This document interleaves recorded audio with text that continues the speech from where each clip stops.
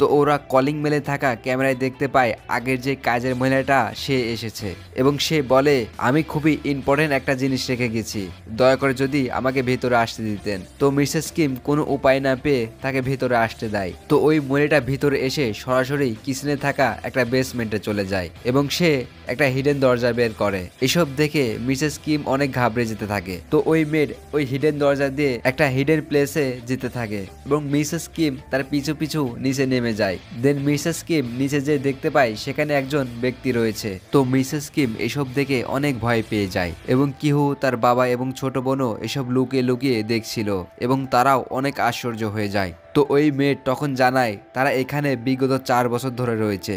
4 বছর আগে তার হাজবেন্ড অনেক ঋণগ্রস্ত হয়। তো ওরা যদি তার হাজবেন্ডকে খুঁজে পায় তাহলে তারা ওকে মেরে ফেলবে।